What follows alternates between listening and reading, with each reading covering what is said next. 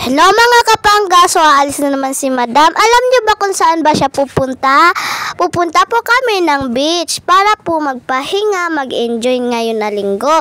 Kasi po bukas na Lunes ay may pasok na po kami, hindi na po kami makakapagbakasyon. Kaya po ngayon na lang kami nakapagbakasyon. Pero po malapit na po kami sa pupunta namin na resort. So ngayon po maghapon daw po kaming aalis sa bahay. Ngayon na naman po kami guys nakaalis ng bahay and excited na ako mag-swimming sa beach. Kasi ang tagal-tagal ko na guys na hindi naka-swimming sa beach. Kaya i-enjoyin ko na lahat ng gusto ko sa beach. I-enjoyin ko na talaga guys. Kasi ngayon na naman ako nakapunta ng beach. At alam nyo guys kung saan kaming pupunta ng beach? Syempre, sa Sabang. Malapit lang yan guys. Pustahan tayo. Malapit na malapit yan. Kaso ang init. Char. Okay lang yan mainit. Basta makaka-swimming. Oo, gusto ko kasi guys mag-swimming.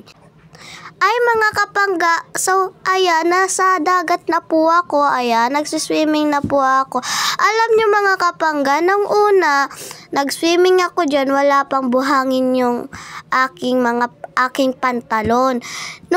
Yung matagalan na, madami na guys na buhangin sa pantalon ko. So ayan, nag-enjoy nga po ako noon, pero nakakainis talaga guys, kasi alam nyo, ang dami buhangin, di matanggal. Ang sakit pa naman.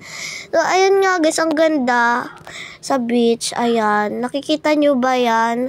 Ayan, oh, ang ganda-ganda dyan. Sa Sabang lang po yan guys. And, yan, si Althea. Yan, naka-blue po. Si Althea po yun. And, pinsan ko po sila.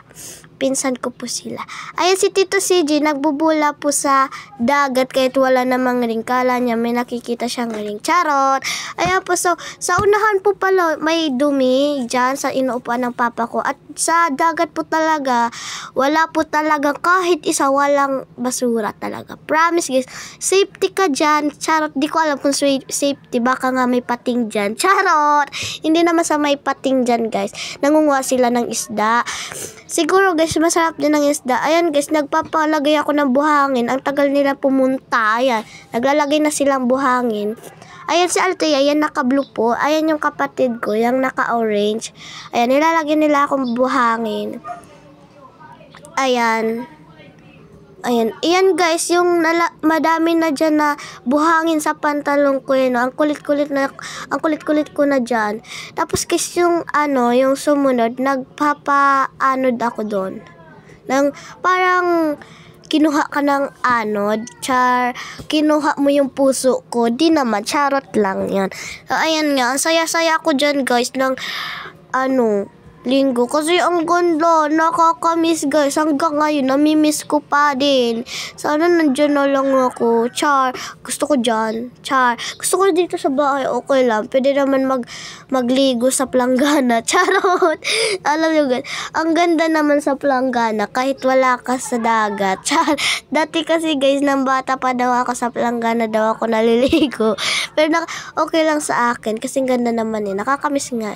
Ayan nga pala si Lolo Ayong. Ayan, di po siya naligo kasi daw po ang lamig. Pero hindi naman po malamig. Sakto lang po talaga sa lamig. Ayan po yung si Tito. Ayan po ako sa gilid. Ayan nagpapaanod po ako dyan. Yung kapatid ko, ayan, ang kulit-kulit. Ayan po si Lola Beth, nagbablog or kaya nagla-live. So, ayan, para daw po may day yun. May day. Ayan. So, may day na nga pala po ako. Ayan, natumba pa ako dyan, Kasi yung anod malaki, guys. Ayun yung kapatid ko, parang maano na siya. So, bye-bye, guys!